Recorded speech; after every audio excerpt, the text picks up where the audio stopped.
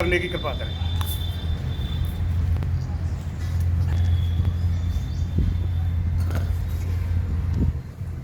Gonda block में आज के इस मीटिंग के सभी बुजुर्ग साथी ये सभी धन्यवाद के पात्र हैं, क्योंकि इनकी उम्र जो है ना 60 साल से तो सारे ज़्यादा है ही हैं।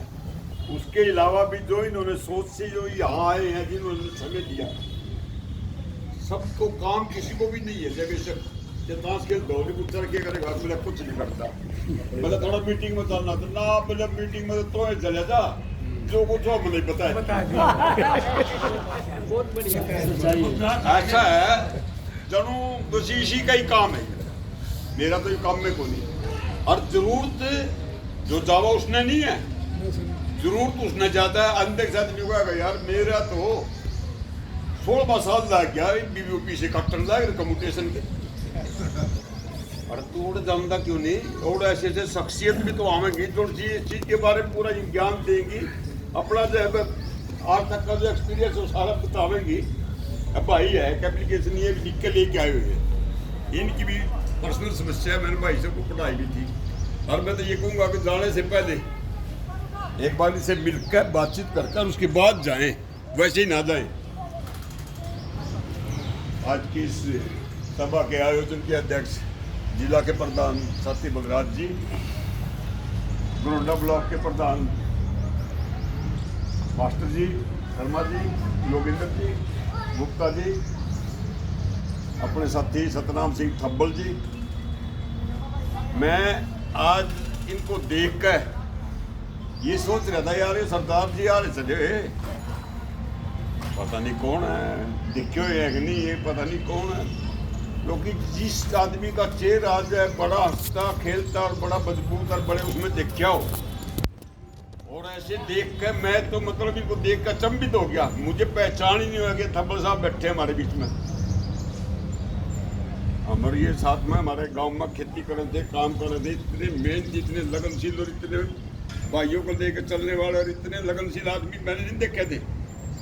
बहुत ही मेहनती है, ना रात देख रहे थे ना दिन देख रहे थे, सारा दिन ड्यूटी भी कर रहे थे, भाइयों को भी साथ लेकर चले थे। उनको भी थोड़ा काम नहीं होता, सारा काम खड़े होकर जाकर करवाया करते, बहुत ही लगनशील। और आज इस आदमी के चेहरे को देखकर मैं तो अचंभित हो गया। मैं कहना तुझे सतनाम सिंह थब्बल तो कौन, ये तो कोई और ही दिख रहा है। तो भाई इनकी सोच को देखकर मुझे बड़ा खुशी हुई कि जो कम से कम इतनी बीमारी और इतना दिक्कत होने के बाद भी आज जो है भाईचारे के बीच में आए हैं।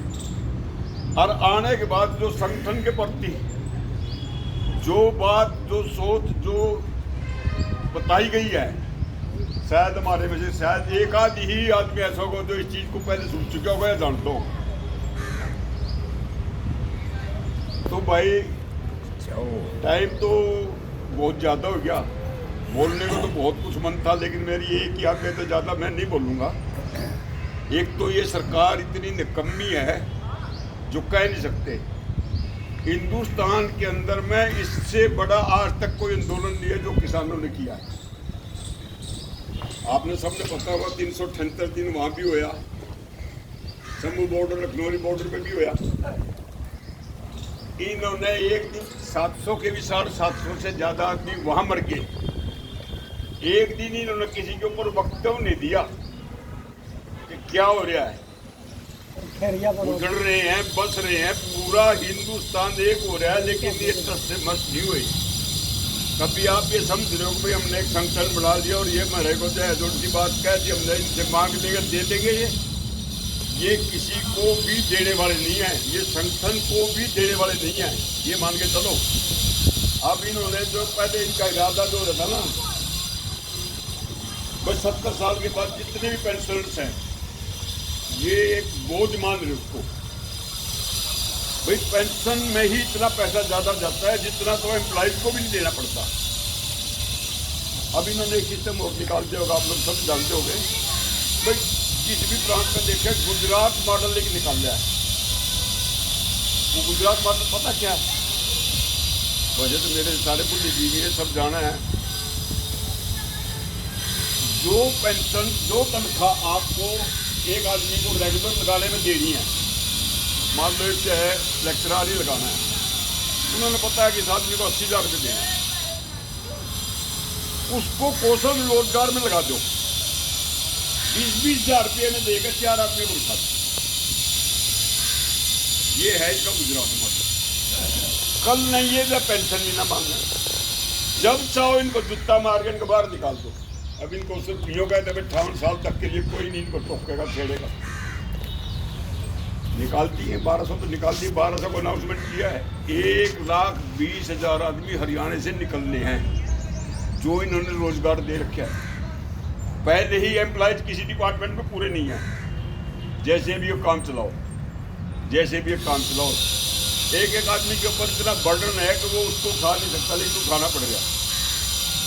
और जो एक कौशल रोजगार में, दूसरे रोजगार में, डीसी रेट पे, कॉन्ट्रैक्ट रेट पे 20 किस्म के इन्होंने वो निकाल रखे हैं। ये गुजरात मॉडल में। रुक जाओ, बीच में ना बोलो। सरकार ये ना सोचियो किसी को कुछ देने वाली है।